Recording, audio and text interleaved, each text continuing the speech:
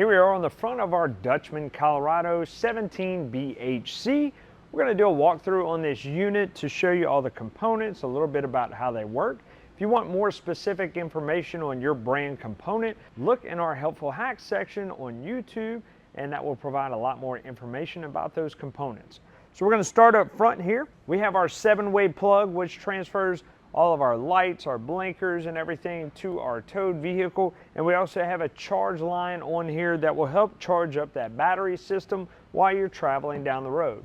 We also have our breakaway system, which is our safety cable system, that if anything were to ever happen to our hitch, that pin will pull out and it will stop the brakes on the trailer in the event that it disconnects from the car.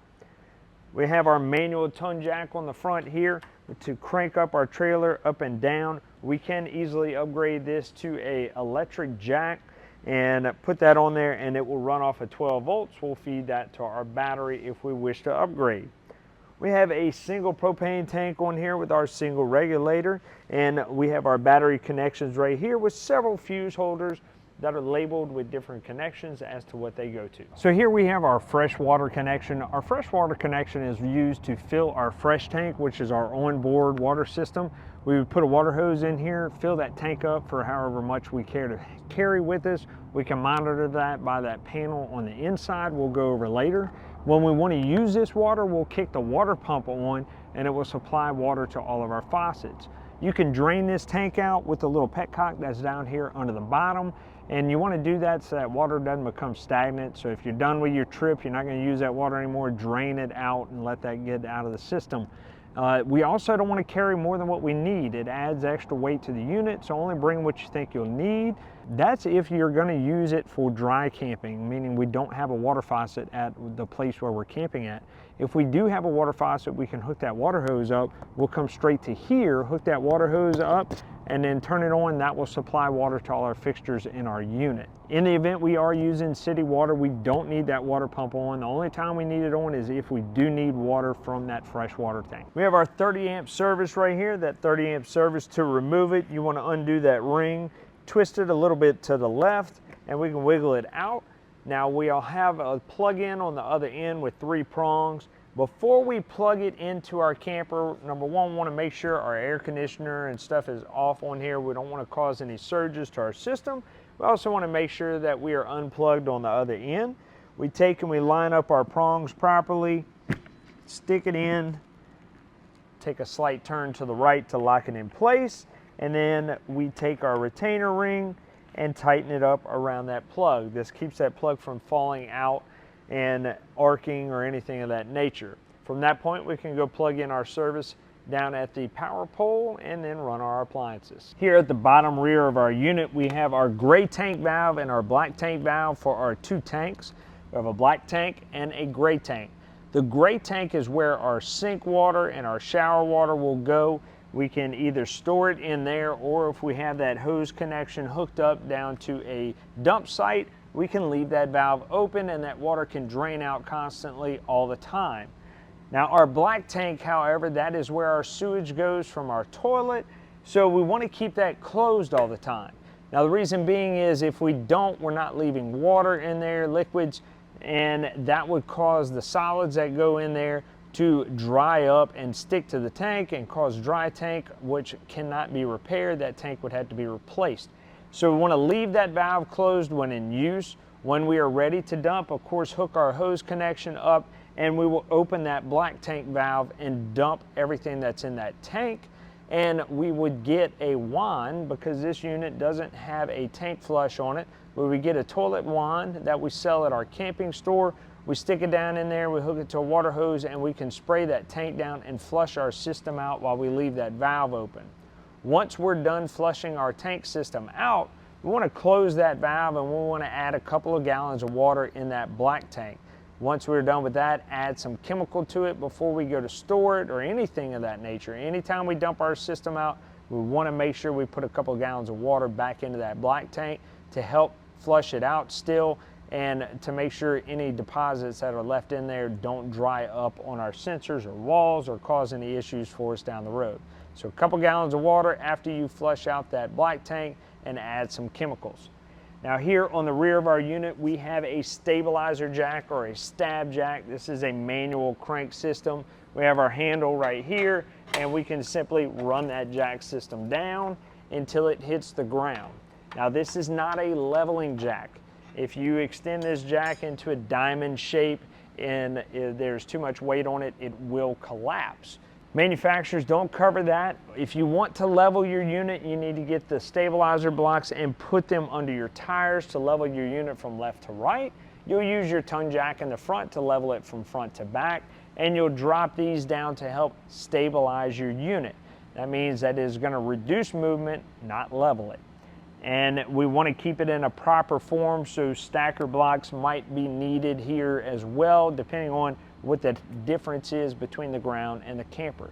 If you want more information on that, of course, we have a great video that goes over our manual stabilizer jacks that I highly suggest you watch. On the rear of our unit, we are prepped for that camera system for our backup camera. We can have the camera system, we can monitor whenever we're backing up.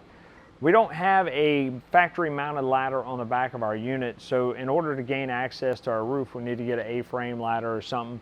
And we need to check that roof every 60 to 90 days. We're checking our sealant for any drying, cracking, or peeling. We're also checking our rubber to make sure we didn't hit anything and cause any holes or damage. We also want to check all of our sides, where our trim is, around our lights, anywhere where there's an appliance or a hole or a window that was cut into the side of the unit. We need to take care of all these sealants every 60 to 90 days to make sure that there's no openings, cracks, peelings, cut, or anything of that nature. This is considered customer maintenance. Just like changing the oil in your car, you're maintaining your camper. If you don't do that and water leaks into your unit, manufacturer will not cover any damages in regards to that. So make sure we're taking proper care of our maintenance on our unit. Our bumpers can also be used as a storage center for our sewer hose. We clean that sewer hose out, pull the cap off, and we can slide it into our bumper for easy storage rather than making it all messy in our front compartment. Also on the passenger side rear of our unit, you'll find another stabilizer jack just like the one on the other side. On the driver's side of our unit, of course, we have our entry door right here with a screen door. Screen door, you just pull down that latch and it'll disconnect from the door, and we can have a nice screen door for nice days. When we want to latch it back, push it back, and it'll lock in on that entry door. Our steps, pretty easy. It's a single step. Lift up and push it back into the frame of it. We want to keep those hinge points lubricated with some silicone spray, not WD-40, because that will attract more dirt and dust and make those hinge points not work as well. We do have a strap down here for our door in order to keep the wind from blowing and causing any damage to that door. We also have our 12-volt awning. That awning works off of battery power. If you have any problems, we'll go to that 12-volt control center on the inside where our fuses are located and make sure that the fuse isn't blown. So with our awning, there comes some instruction. After we have rolled it out, we need to pitch our awning from the front or from the rear and bring it down. So we can easily do that by pulling down on this arm right here, and we tighten up the little knob that's on that awning arm, and that will give us the pitch that we need for any water runoff. Now, water runoff meaning any AC water or anything, dew, anything like that that comes down on top of our awning, we want it to run off. We don't want that water to stay on top of here because it will create a pool and that awning will collapse, causing damage, and this would be an insurance claim, not a warranty claim. So with that being said, this is really just a sunshade. It's not a rain shade. If it starts raining, you need to pull your awning in. This is for light dew or AC runoff or anything that might happen on this roof or anything to where it can drain off the awning. Another thing we need to do is if we leave our unit for an extended period of time, highly suggest you just roll your awning in. Don't take any chances. Storms come out of nowhere and can cause damage. So we want to make sure that awning is in. If we have high wind, rain, anything of that nature, roll that awning in without a doubt and make sure that it is taken care of so you don't have any damages. Here we have a 110 outlet. That 110 outlet is outdoor and it is GFCI protected. So in the event that it trips out, it's not working, we're going to go to our main GFCI outlet on the interior of our unit. We'll talk about that later, and we will reset that outlet. Over here we have our Suburban water heater. A water heater is a tanked water heater.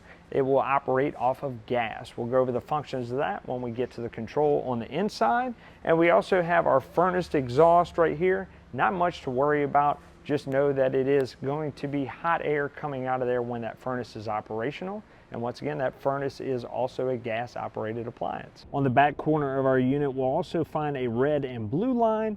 This is our low point drains. We open those up when we want to drain all the water out of our pipes in preparation for winterization. As we enter the inside of our unit, we have a little control center right here. This is where we run our awning in and out.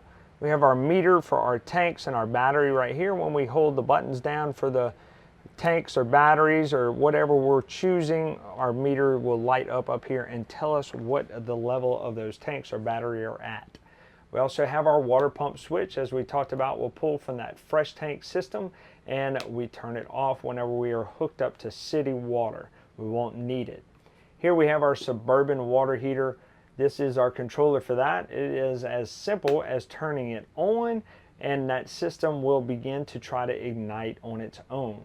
If the system is lit properly, it will turn off on its own. And when we're ready to cut that system off, we can just turn it off. Now it will heat as needed throughout the period that you're camping. We just need to make sure that we have water in that tank anytime we have this system on. So make sure that we have our water system on and we have turned on that hot water and bled all the air out of that tank. Here in our kitchen area, we have that GFCI main outlet that we were talking about outside. We have a green indicator light on here indicating that the system is okay. And if it were to ever trip, we would say that light is turned off. That means that no power is going to any of those GFCI protected outlets that are likely in wet locations throughout your unit. And so we would come over here if we've discovered we had no power, hold down that reset button and that light will turn back on. If you ever want to test your GFCI system, you can push that test button and it will trip out your outlet and simply push the reset button to reset it. Over here we have our gas stove top. In order to ignite it, you will need a manual lighter. We would go and turn this valve and hold it down until we have that gas coming out, and you want to hold the lighter to it until it ignites. Now let me tell you something about your gas system. You have your propane water heater and you also have your propane furnace.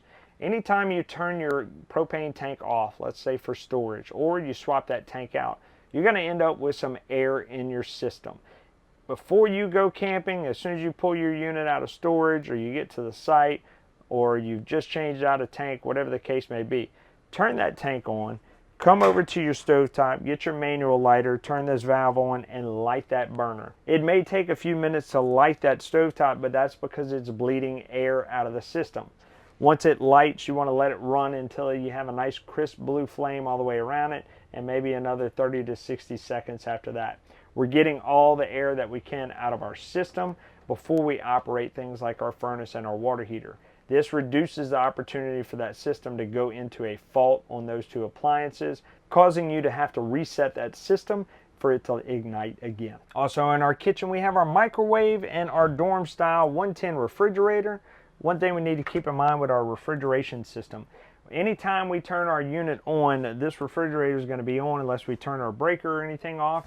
We're going to develop frost and ice in that freezer section. We're also going to develop condensation down in our refrigerator box. Whenever we are done, we need to defrost this unit and get all the water out of it and wipe it clean. We're reducing the opportunity for mold and mildew, and we're reducing the opportunity for any of our wood components to get damaged from the water that defrosts out of that fridge. It will leak out of this door and damage the components around it, so make sure that you take care of that because it is not a warrantable claim. It's considered customer responsibility to defrost that fridge properly. Down here we have our furnace. This is where our hot air is going to come out whenever we want to warm our unit. We've activated that furnace. Speaking of our furnace, here is our thermostat. Pretty simple manual thermostat.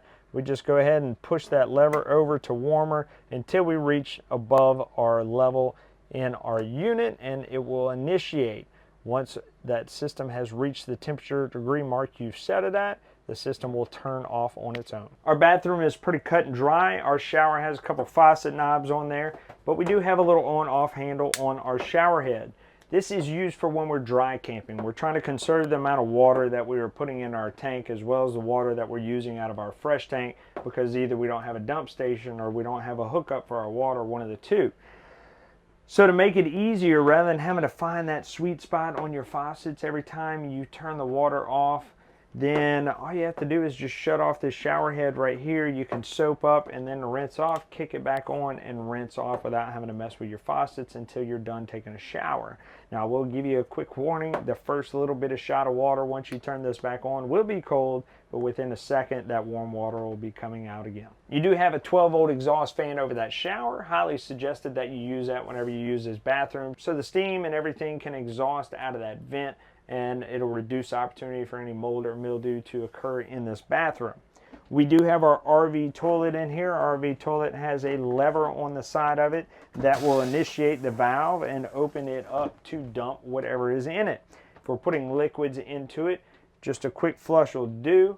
If we are doing solids, then we need to fill that bowl with water, okay? We're gonna fill that bowl with water just like our household toilet, to make sure we have enough water to flush the solids down into our tank. If we don't do that, we could run into some clogging issues on our toilet. And we need to make sure we're only using RV toilet paper on our toilet systems.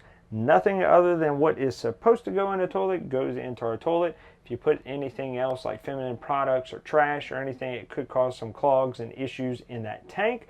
So make sure that we are using that properly as well. And make sure we're adding chemicals to our tank when we're storing it or during use to help keep down the smell. Here beneath our bunk area, we have our COLP detector. This is our safety device to warn us if we have a propane leak or CO leak inside of our unit. Should be tested regularly by holding down that button and making sure that our alarm system works.